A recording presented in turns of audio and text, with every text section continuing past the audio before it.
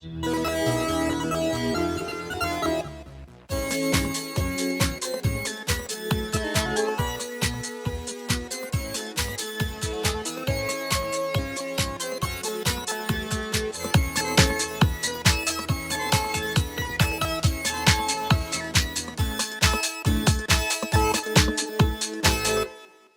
like to introduce our special guest today, Mr. Aaron VanderWeele.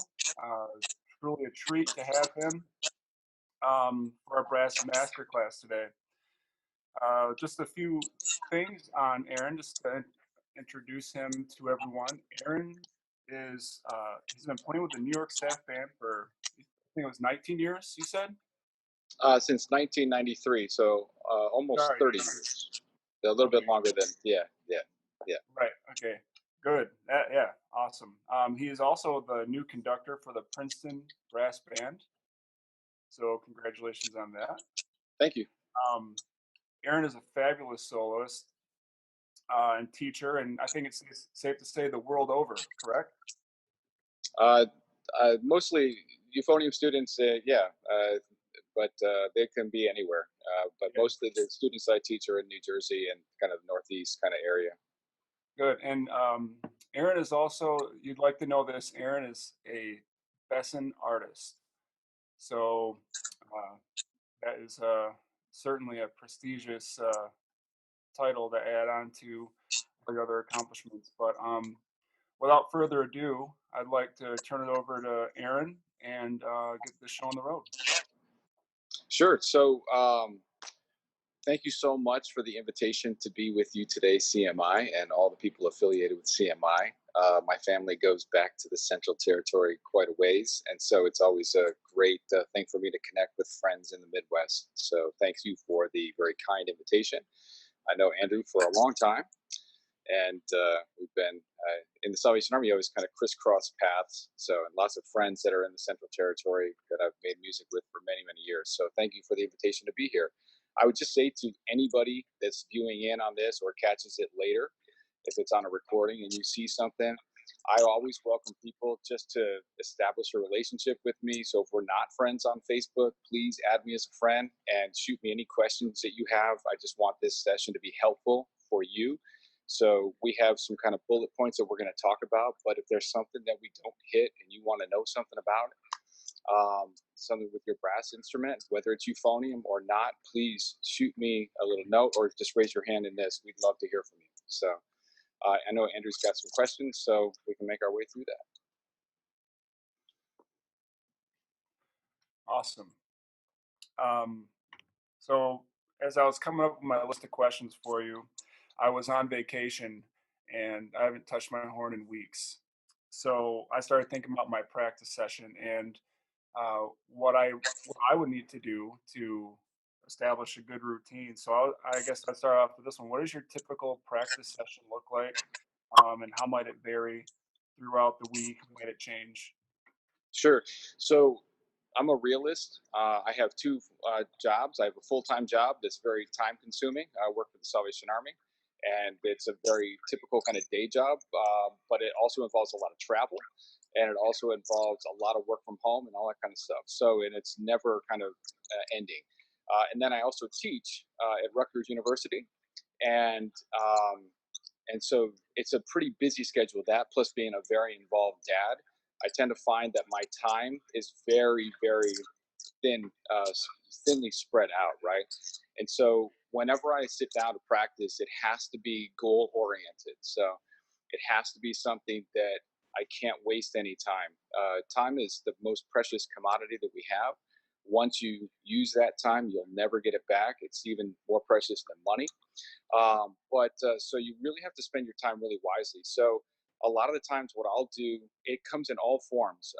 My most of my practice probably happens in the office at work. I have an office at work, and I just use a mute so that I can play a little mute like this. It travels with the instrument wherever it goes, so it always travels in the case with the instrument, and it just deadens the sound.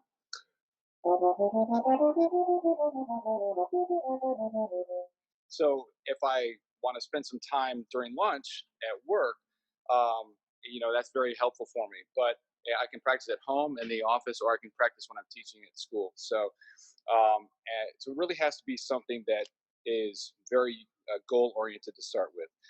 I'm always working on fundamentals. So, and the two fundamentals that I work on the most would be lip strengthening exercises. So, anything that develops my corners and my air, and then scalic exercises, technical exercises, just to keep me fresh in all different keys. Natural minors, melodic minors, all that kind of stuff, so that just my fingers are ever just used to playing in the key of F, concert F or concert B flat or something like that.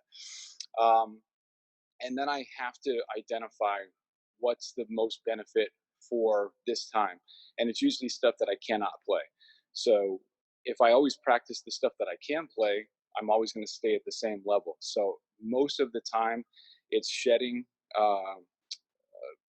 something that I'm working on, whether it's in the band, or I would say it's probably more often than not, it's kind of staying on top of the charts that I have to be ready for when I teach, because I have a studio at Rutgers University, and there and I'm the only euphonium instructor there. So I like to have all of the students' materials ready to go so that I can demonstrate for them or talk to them in depth about what they're doing. So I'm usually practicing my own music, but I'm also practicing their music.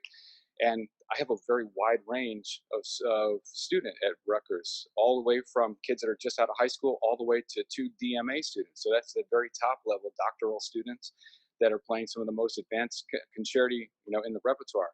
So I likewise have to be on top of that stuff as well as my own stuff. So that really keeps me fresh. It can be a kind of a frustrating way to practice, because you never really feel like you're really nailing something. You're always working at something that you cannot do, but the trajectory will always continue to get better and better. And I always find the time most useful if I do it like that. But I want to set a very attainable goal. So if I'm practicing a concerto and I want to break down the piece of that puzzle, what I want to do is make sure I can maybe play the first movement or sections of the first movement so that I really get that polished. And so that when I leave that time, whether it's 20 minutes or whether it's 40 minutes, that I leave that time and I feel better about my playing, that time was well spent. So between the two things, that's really what I do the most. Great, thank you. We do have a question in our chat now. This is from Elvis Choi. Hopefully, I'm pronouncing that last name correctly. And it's a question about high register. Um, the Specifically, what are the steps to expand the range of high register? What tips could you give? And the follow up to that is how to sustain a rich and full high note. Sure. So I would say to you that you always have to utilize your air, and if you're not understanding how to utilize your air as any brass player, you really have to feed the chops and you have to strengthen your corners. So what do I mean when I talk about strengthening my corners? I have to do kind of lip flexibility exercises, like this kind of thing.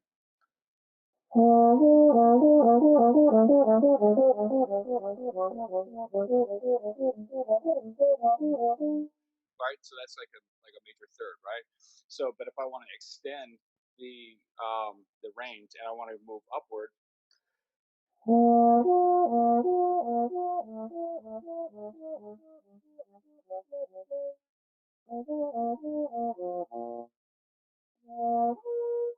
can extend it then to octaves, right? I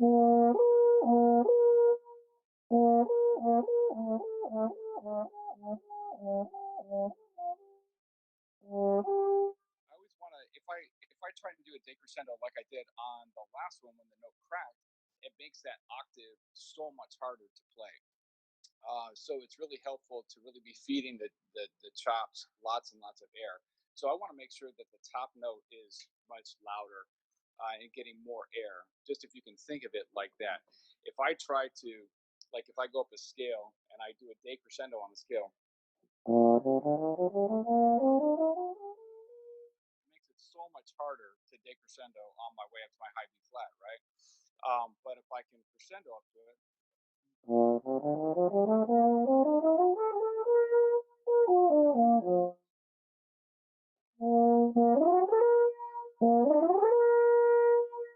to really crescendo through it and up to that note.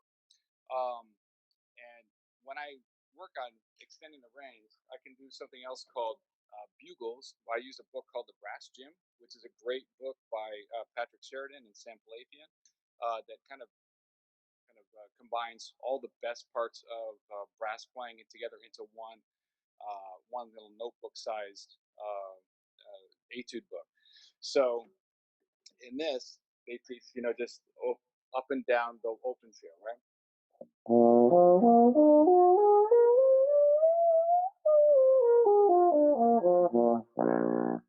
want to just try and strengthen all the corners. So there's no tongue involved. It's just strengthening your corners, getting flexible with that, and then playing through the full range. I have a piece that I'd like to demonstrate for you. A couple of pieces that I'd like to demonstrate for you. They kind of showcase this a little bit. Um, One is probably my favorite solo to play, and that's a piece called "In Christ Alone." I'll play the melody for you. The melody goes kind of like very mid-range, but it also goes up into high B flat in treble clef, high B flat. So I think you'll notice that when I go to that, I kind of go towards that note. I don't back off that, and usually it results in pretty good success. So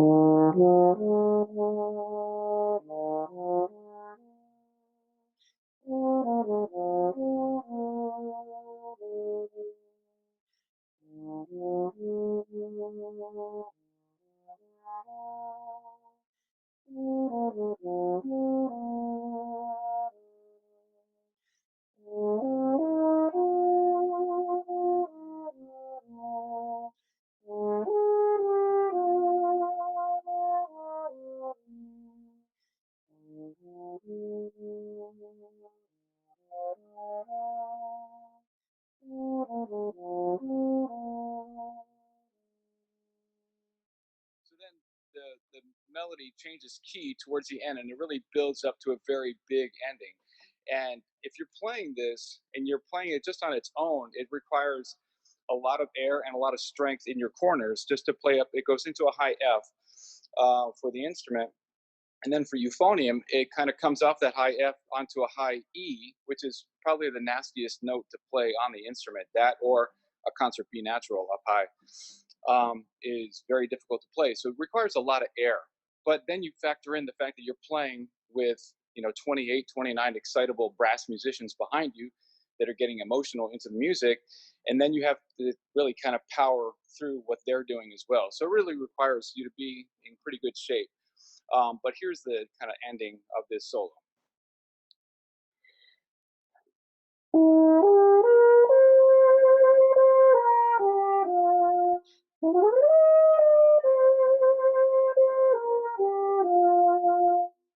So when I hit the high F, obviously I'm putting a lot of air through the instrument. If I'm thinking about utilizing my air, I have to think about like if I'm hitting the gas pedal when I'm driving up kind of up a slant like that on my car, but I'm in the mountains or in the hills or anything like that. If you don't give your car gas and you don't slam down the accelerator, the car's not really going to go anywhere. So likewise, you have to utilize your air very, very fast. So if it's kind of coasting, at a moderate speed through like the main melody, when I'm up in that high range there, I can't play that note or any of those notes if I'm not pushing my air probably as fast as it possibly can go. If I tried to back off of that at all, it would make that phrasing infinitely more difficult. So you really have to be kind of in shape with your corners and all over the instrument where you're practicing. This is a bit of an extreme example. So if someone is just looking to extend their range, we probably wouldn't start with going for high, Fs and Gs and all that kind of stuff. We'd probably start by extending up into high C, maybe high D, and that kind of thing. If you're looking to become more of an advanced euphonium player, this is very much where you live these days. If you play in a good brass band, and there are a number in the Central Territory, both inside and outside the Salvation Army, where euphoniums are just expected to be all over the instrument. You have to have 3 solid octaves that you're comfortable living in. So that's only going to come from spending time in that. I'm also going to demonstrate for you today something that kind of showcases where the instrument has gone recently with development of music outside the Salvation Army that is really composers have been turned on to the instrument. The instrument is the baby of the brass family. So obviously, horn and trumpet came along so much earlier, and it wasn't only until the mid of the 1800s that the euphonium was developed. Thereby, very good euphonium players didn't come along until after that, and then composers started getting turned on to that instrument, what this instrument could do. Now there's so many great new pieces that have come along for the instrument, and I'm going to showcase for you the middle movement of probably my favorite, or one of my favorite. It's hard to say you have a favorite piece of music for your instrument, but it's one that was written for the euphonium with orchestra in mind, and it's by a guy called Jukka Linkola. And it's the second movement. All of the movements could be a concerto in themselves, but this is the start of the second movement, and it goes into a very high range for the instrument. And you live in this concerto for a full 30 minutes, so you really have to be very in shape when you play this. But this is just a little bit of the second movement.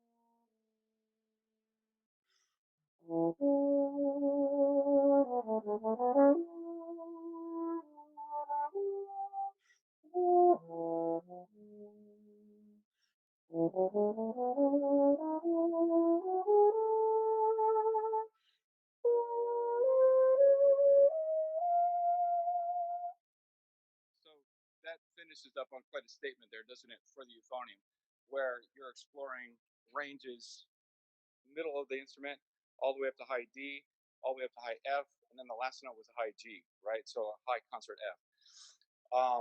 And again, that solo lives in that throughout the whole 30 minutes that that concerto goes on for, whether it's really, really high like that or super, super low. So it's a great, great challenge to be playing.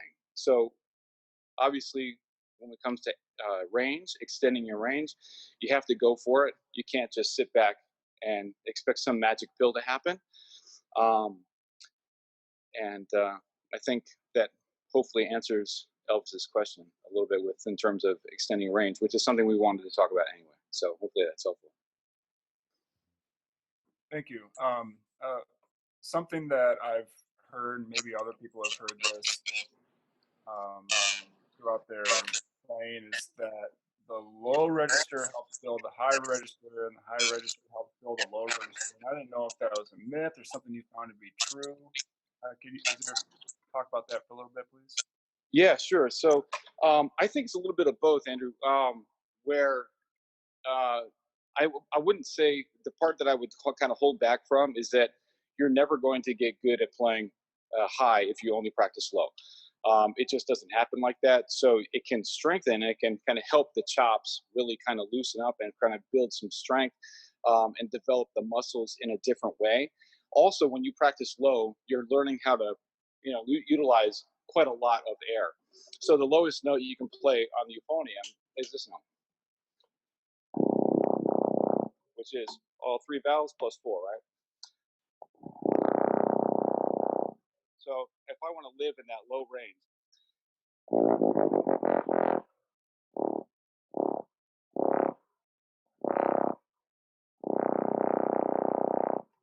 that's something that I'll do a lot of the time just to kind of keep the chops super fresh. And especially after I play something like that Linkola, if I don't relax the chops, they can get very, very tense. I do think it helps. I think it helps to expand the range, but I think in order to get, to grow your range, you really have to live in that range. And I would just say that we're all working at stuff. So no matter what level the person is that's listening to this at home, whatever your range is, that's totally cool. Just live with that and try and extend by one note, or maybe give yourself like a fourth that you want to grow your range by, and do it very systematically, and make sure that you're not. What I see most often is this kind of player, and even players that come into college, they can sometimes have a really awful tone, and they're really not putting much air into the instrument.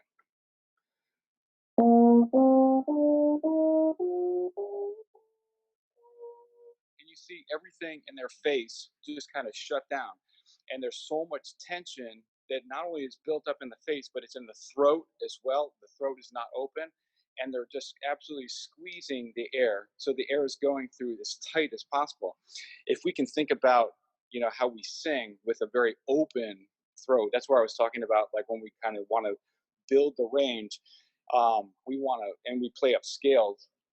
Scales are a great way to increase the range, down or up, right? That would be useful. So I do agree with part of that, but I would say to only do that, it probably would be a mistake. But I think it does help, just because it strengthens the chops. All right, going back to practice sessions real quick. Jose Sanchez had a question, and hopefully I'm interpreting this correctly. Long routine during the day or small practices during the day, and what would be the pros and cons of both? Yeah, so time is a con. I don't know anybody who has a lot of time just to have, like, sit down and practice for 3 hours at a time. That to me is just unrealistic, unless you are a student at university going for a music degree, and even then, that would be challenging. Unless you had a day or two that you had some wide open days, and your scheduling was. I just find that there are so many things that pull on my time. You have to be creative, and you have to be intentional about your practice. um, I I generally advise my students at Rutgers, and private students, or anybody I come in contact with, 45 minutes. Be very focused in your time, and it'd be great if you could get a couple of 45-minute sessions in a day. Yeah, If right. you're, or if you're a or if you're a student, at school, where you're setting up a very systematic schedule. What I do most of the time, as a professor at school, is I build a time chart for my students, and we look at how are you spending your time, because they don't realize where their time goes. Um, if they have a relationship, they have friends, if they have a part-time job, if they have, school load, all that kind of stuff, all of that takes away your time. Plus you have to study, and you have to get all that stuff done. So I generally do find that smaller bursts of practice help me keep me fresh. They help me just pop and just hit exactly what I need to hit. And and uh, I think I get most done that way. I don't think there's anything wrong if you have longer to do that, as long as you're really intentional about what you're building, for your time. So hopefully that helps answer that question for Jose.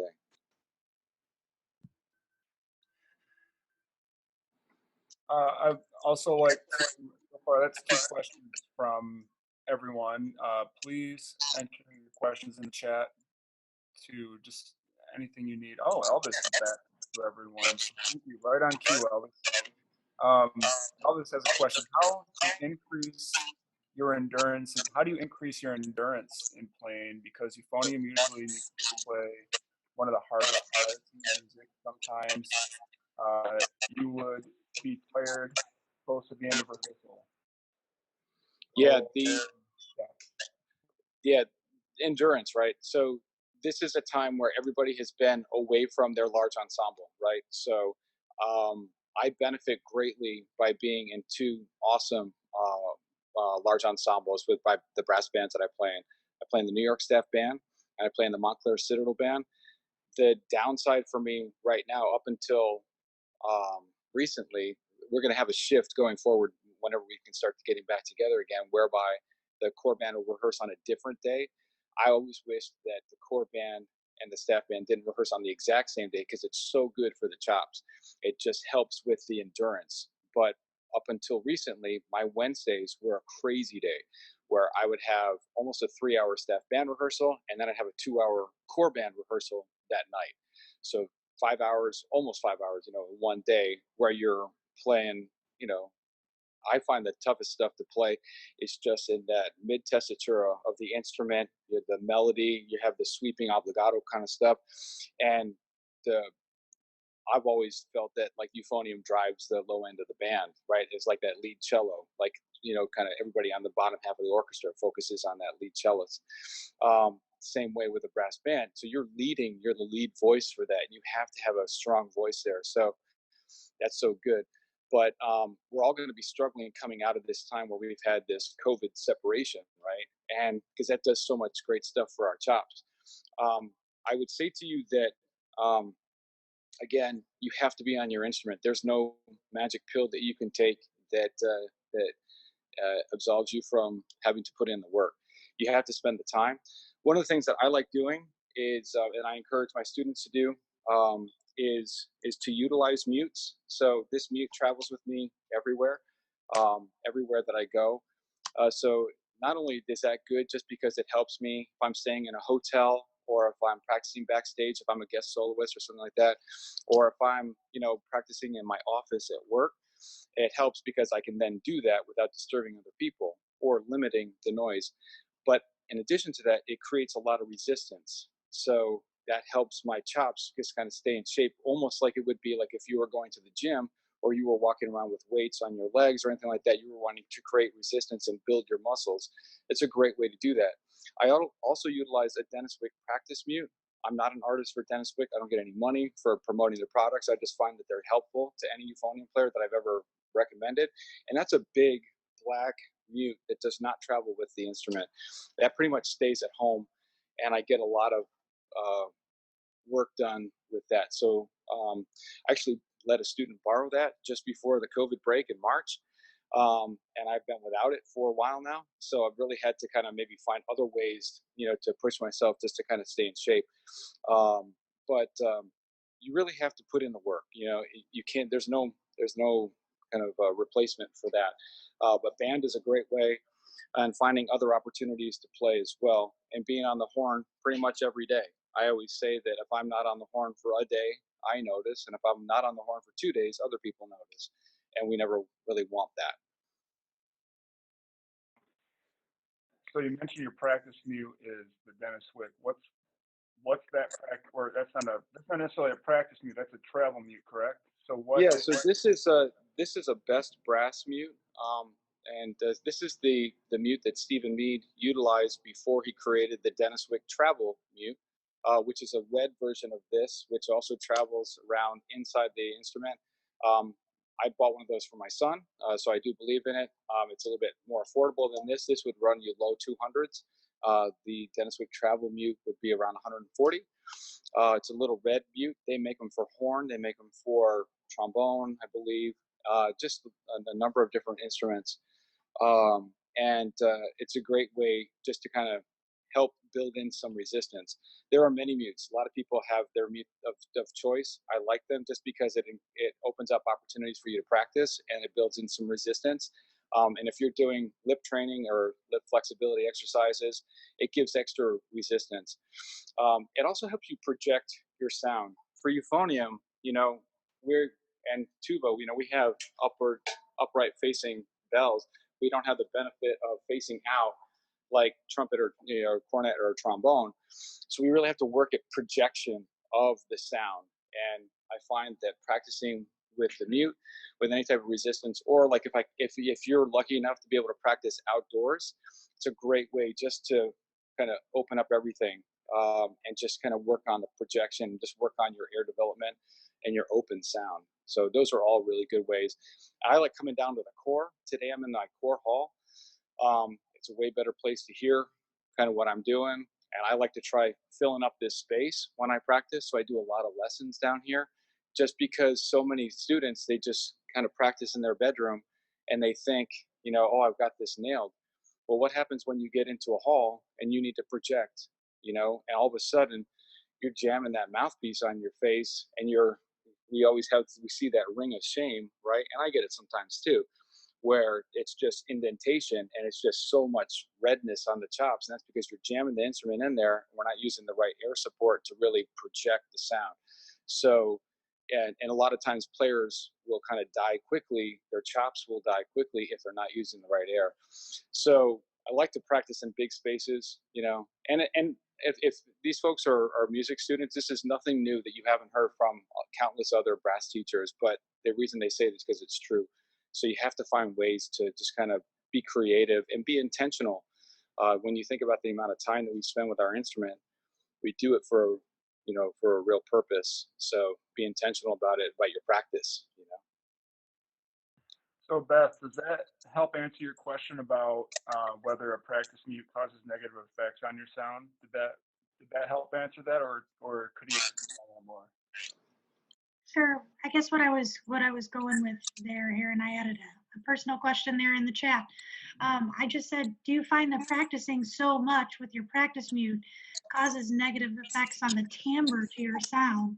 Because I know for me personally, if I spend too much time practicing in my practice mute, I find that when I take it out, I'm not as happy with my sound. I also personally find that I have a harder time with accuracy if I've spent too much time in the practice Oh mute. yeah, I kind of get used to that resistance. yeah. That's the biggest thing that I find is like when I'm practicing technical music and I have the mute in, especially if I have the big black Dennis Wick practice mute in, and I'm practicing something that's maybe slurred or that technique is nowhere near as clean as when I pull the mute out. So I really have to balance the two. I really just find the help with the practice mute is that especially like at work because I could go down to the band room, but sometimes that's being used for recordings and other things, especially lately. So I just find like it's just so easy for me to just get that done, and I couldn't practice if I didn't have the mute. So for me, I would take anything rather than and that being with the mute rather than no practice at all at work, just to try and stay on top of things. But I do agree that you can't just live in one world. Like you can't just practice in the practice mute. You really have to have an idea for how you sound. And I would always recommend that you record yourself when you practice. So video is always best. We all carry around these little computers with us, these little smartphones with us, and it's important just to analyze how you sound. It's best if you can pull the mute out, if you can stand up, just exactly like I'm doing here, and record something and then go back and analyze it, look at the music and listen to how you sound, because it's never exactly how you think behind the instrument. But so it's just being very critical of your own playing. But Beth, that's a good question. I do agree that for me, it's more the technique that kind of I can get fooled by it if I'm practicing only on the practice mute, because then it's not as clean. When I pull that mute out.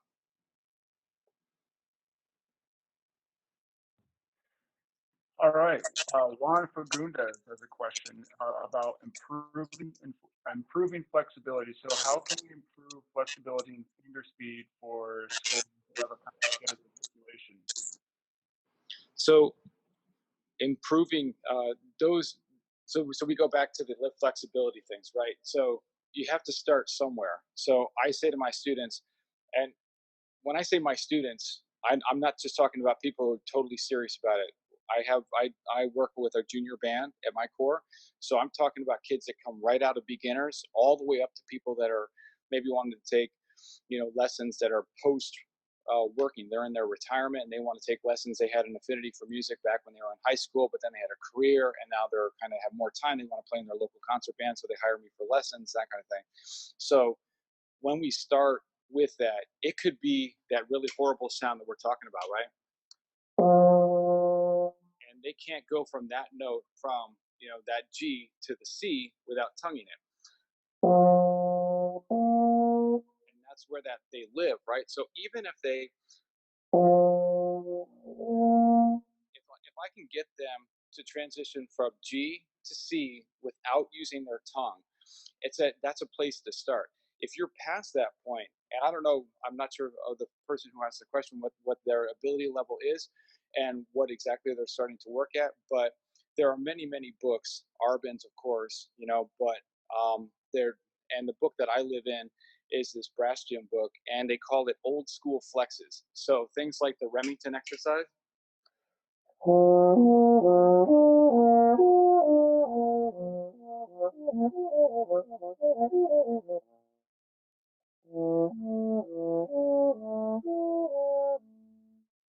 we can do that slow. We can do that slow. We can do things like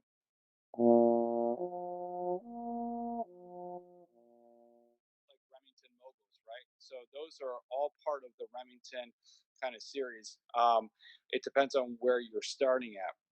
But yeah, I think you have to find out where your base point is. If you're a mid-range player, maybe you want to be able to go from low C to high C without using any tongue, right? So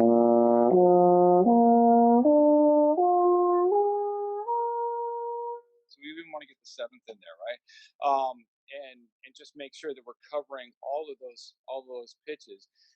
Maybe that's a goal for you. I'm not sure exactly what the level is of the person who asked the question, but whatever your baseline is right now, you want to take that, make sure that's comfortable. I would say that you want to be really specific about it. So you want to always be using your metronome, and set that metronome, and make sure that you take a good breath and you're going from this note to the next note to the next note, whatever it is, whether you're doing the full range, C to C, or maybe you're just doing one octave. Like Remington has 3-note slurs, 4-note slurs, 5-note slurs, right?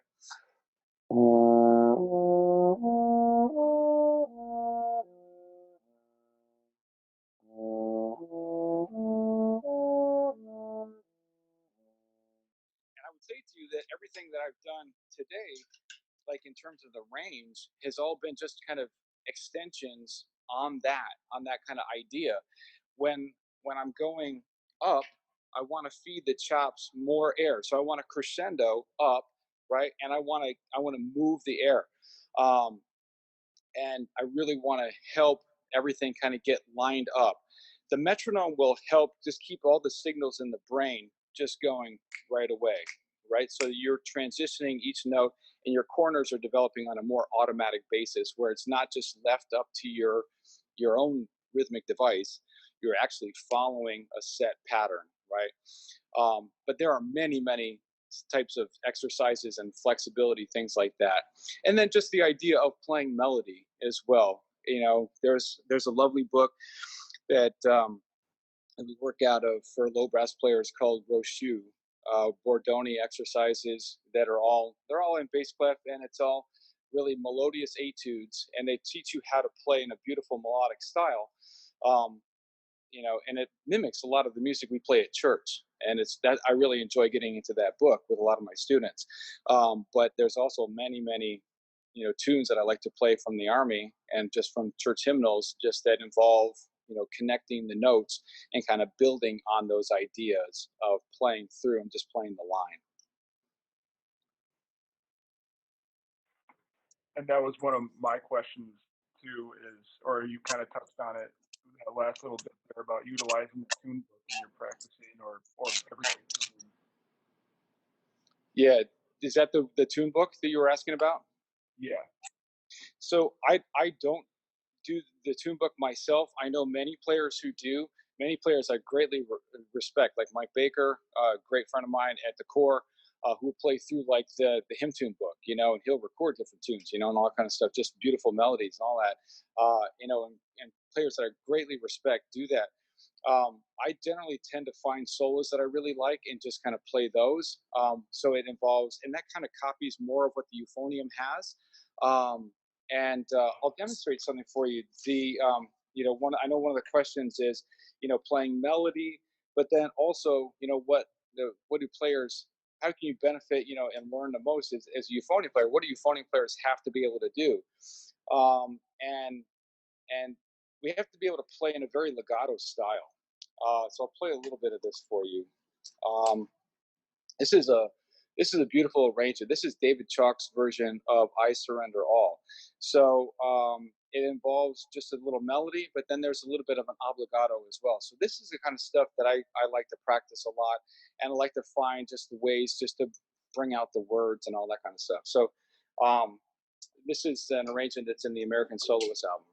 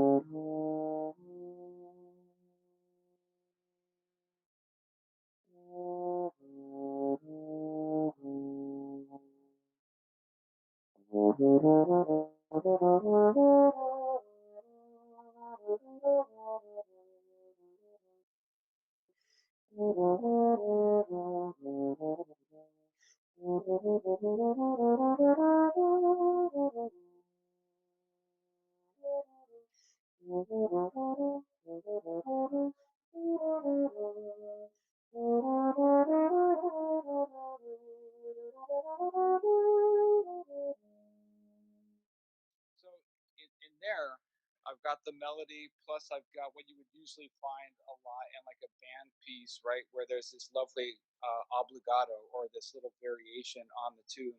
The tune is being played over it, and we've got this lovely little running part.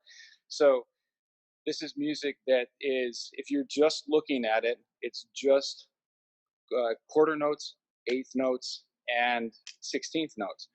If I'm not a wise person to play this in the correct style, and I just played the stuff that was on the page, this is probably what I work with the most in terms of students that are in my studio at Rutgers, is learning how to play in a lyrical way, right?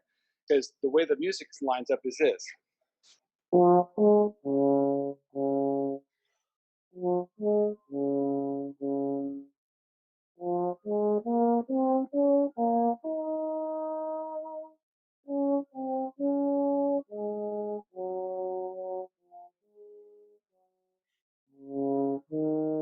Right? So technically, I'm playing exactly what's on the page, right? But it's marked moderato and it's marked, espressivo, right? So we want to play and connect the notes together and give the notes a lot more line, most how we would sing it. And then when the developmental stuff comes in, sorry, hang when the stuff comes in, this is what we have. So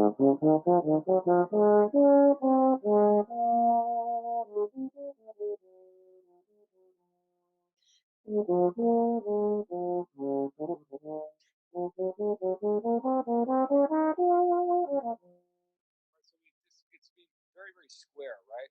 So we always want to be thinking about how would we sing that? How would we, how would that come across? And if we were just a vocalist, right?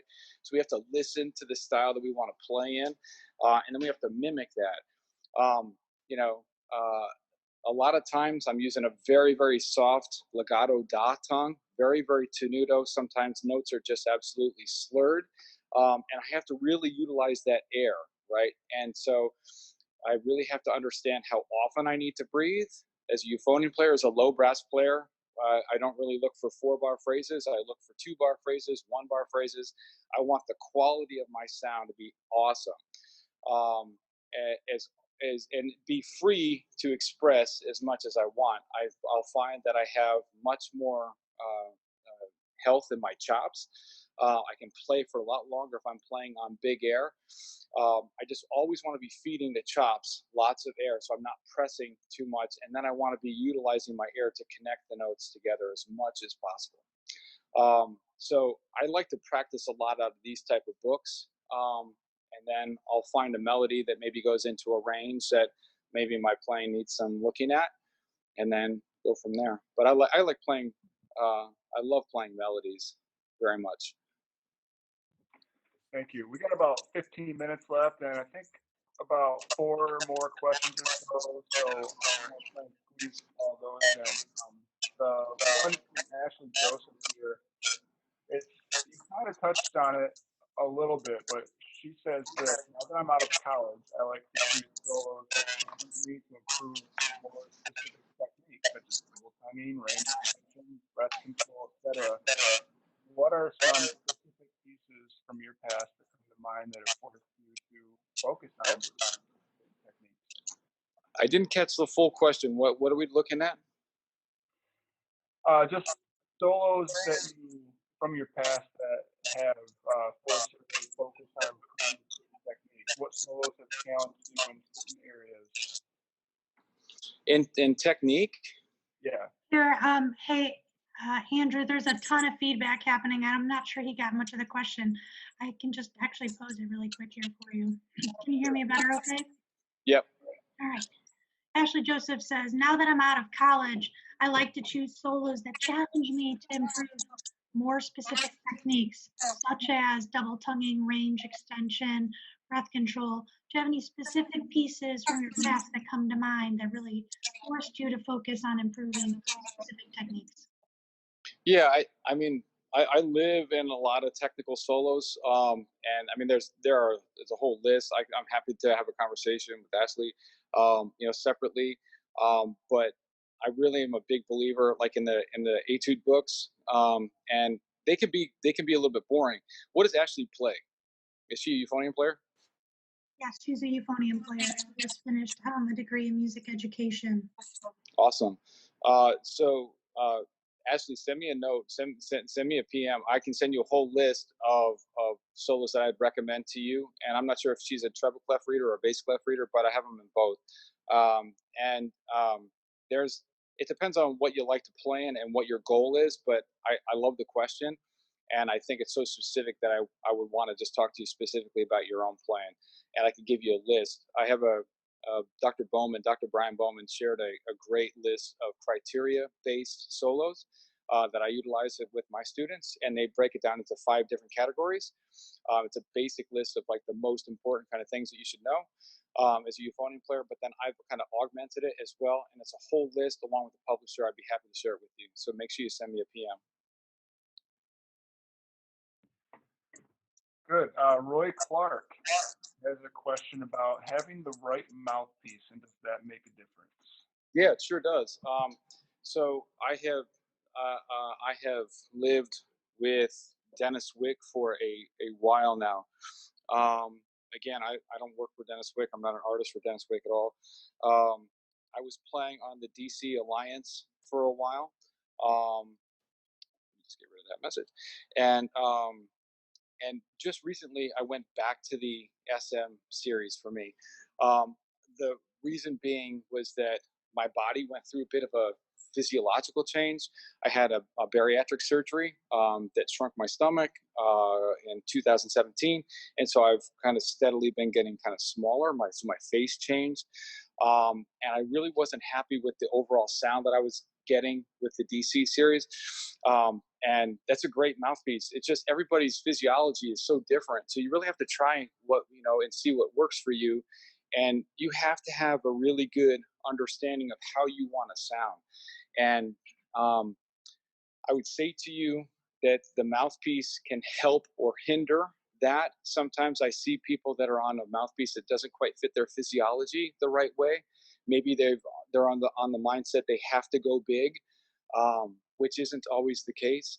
I've seen great results for players like Glenn Williams, who is the euphonium player and chair principal euphoniumist with Corey Band, who plays on a small mouthpiece, and he has a massive sound, and he can get all over the instrument, but he doesn't use a very big mouthpiece at all. And then there are other players like Demondre who have like a iconic sound on euphonium that I just love, and he uses a huge setup. His instrument is huge. The throat of the instrument is massive, but that works for him. So I think you really have to be intentional, and you have to have an idea for how you want to sound, and then you have to choose a mouthpiece that helps you do that.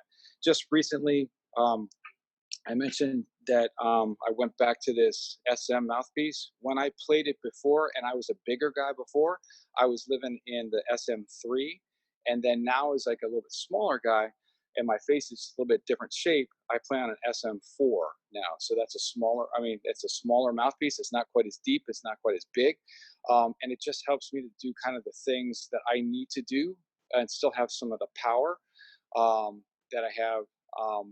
but I wouldn't say everything is reliant on this. I would say to you that I would probably sound very similar to how I am no matter what mouthpiece I play on, because this is I'm the instrument. The phonium is just an extension of what I'm doing. So I think that you have to choose something that's helpful for you, but don't be so stuck into, you have to have the right instrument. You have to have, you have to have a $9,000, you know, best in euphonium, and you have to have like this mouthpiece, because it's just different for everybody. I could play on a totally different mouthpiece and play on a $1,500 Dylan euphonium and sound very similar to how I'm sounding, today. And it's just, so don't get too hung up on that.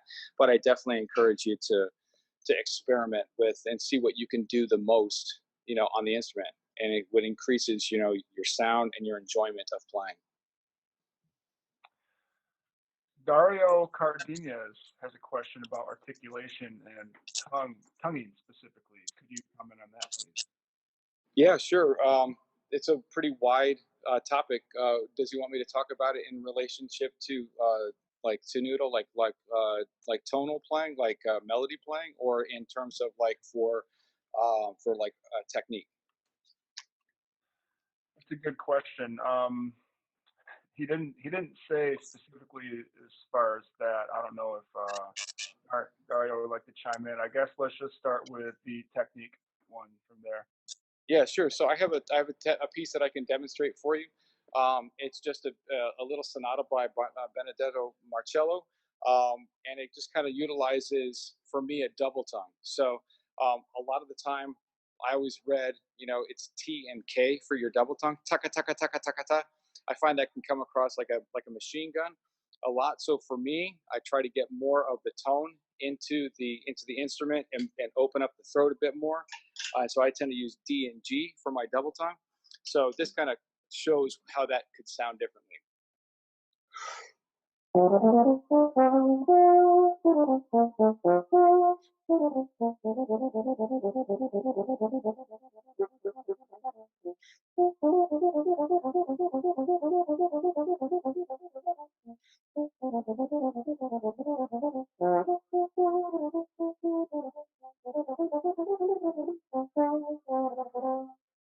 all of those are written as slur two and then staccato tongue on the 16th notes, and then when we have the repeated 16th notes, those are all staccato 16th notes.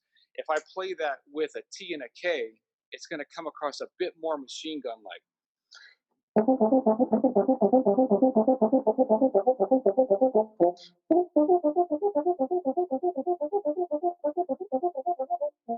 be just a little bit chippy for what I want to accomplish. I would say that there are times that I have to utilize the T and the K for the double tongue, so I want to be well versed going back and forth between the two. But I generally want to have much more melody and more line in my double tongue, right? And then I would also say that you have to be very comfortable slowing down your double tongue. That's all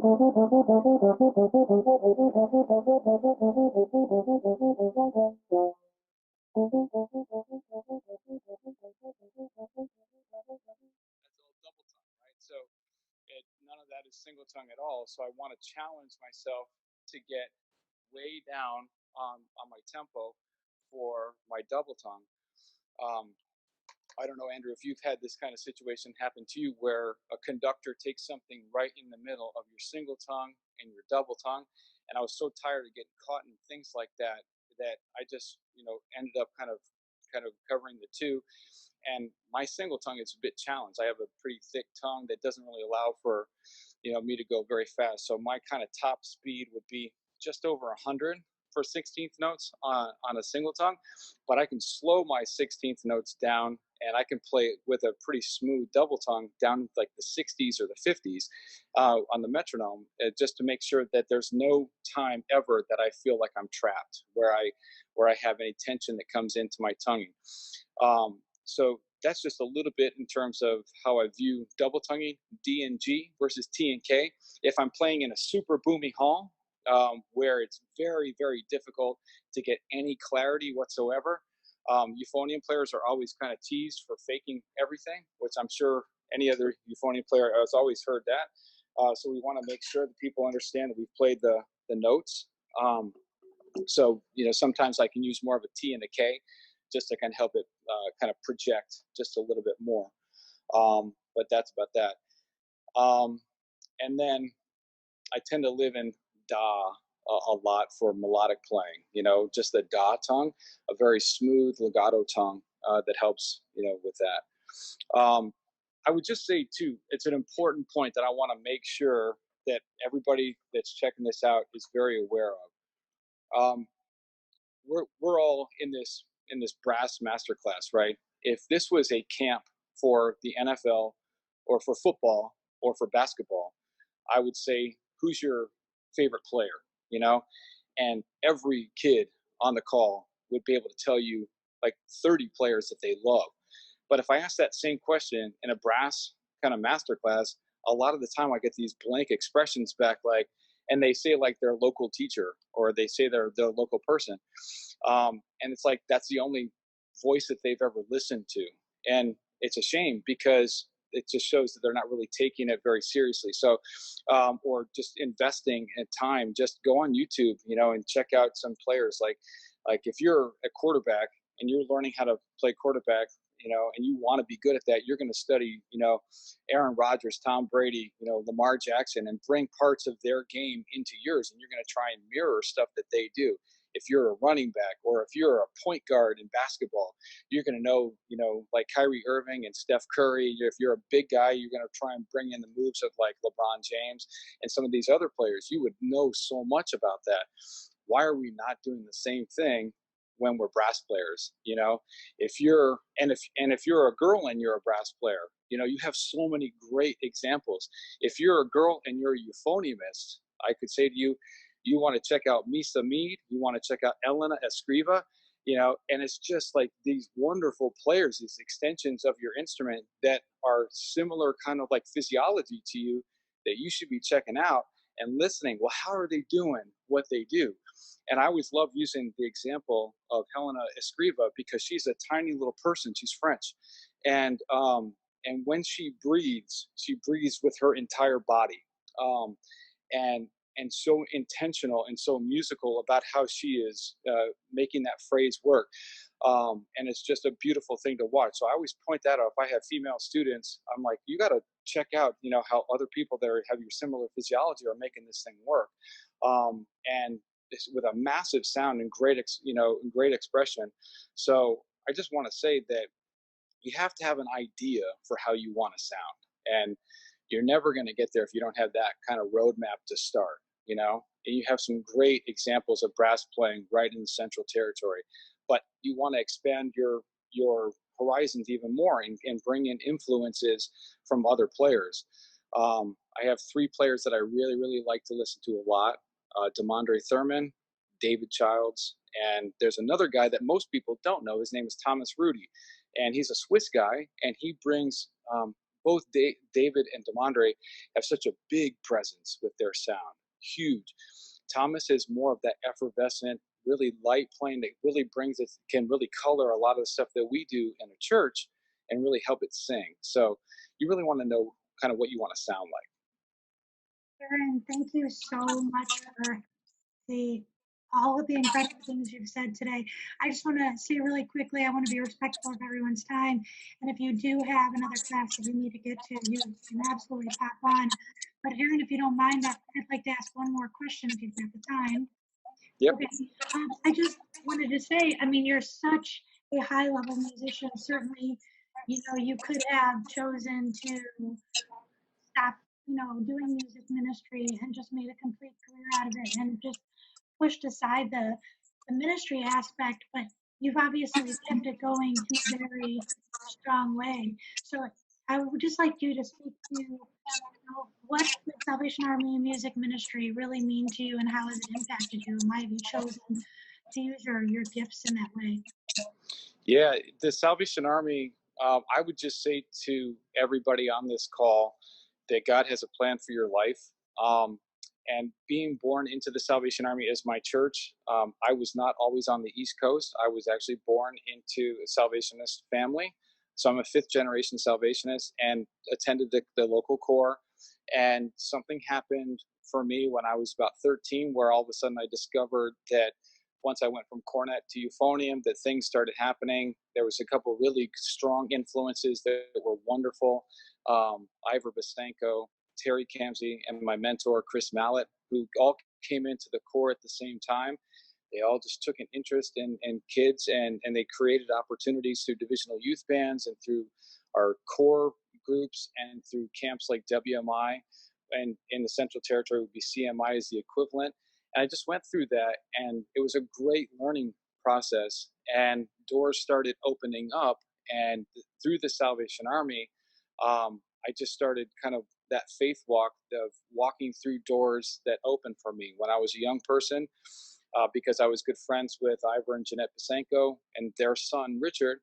They would take me to keep Richard company, and we would go to these music camps, and we would have a great time being on the staff and just kind of meeting other friends and playing music, you know. So just started getting better with that kind of thing, maybe feature on solos here and there.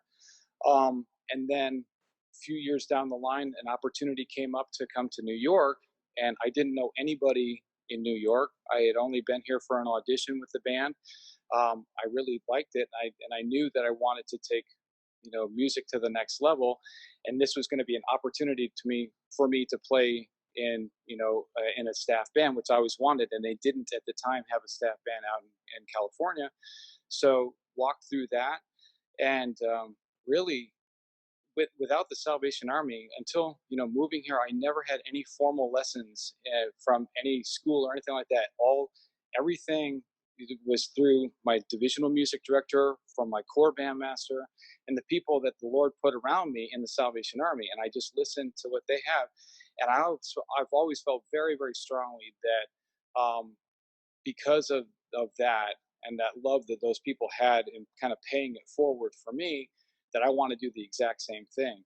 And it hasn't always been easy. I mean, as people, we go through difficult times, but God has been so faithful and just kind of surrounding me with so many people I love and admire and respect. And you know, without the Salvation Army, I'd really be nothing. So I love giving back and being invested, whether it's through the staff band or my core junior band. Or, you know, who knows where the next opportunity, you know, comes from. But it's just something I really enjoy, and I love being connected to other people through that. Thank you, Aaron. That was great. And you know, you mentioned people that have an impact on your playing and have an impact on your life. And I can definitely reach back to my formative years as a teenager and point specifically to you as far as who I want to sound like and who is uh, that person that helps guide me. Even though it was just for a few camps, and I think you came to our Thanksgiving concert, but that really did make an impression. Yeah, And I can only point to what you said. God has a plan, and God puts people in your life, uh, and you've been encouraging in those times so I just want to say thank you personally from me to you. yeah. Well, Um, thank you for saying that. I mean, I remember the time when my cousin Greg was the music director in Eastern Michigan, and so that's what really introduced us, you know, and going there and doing that conservatory together for a bit.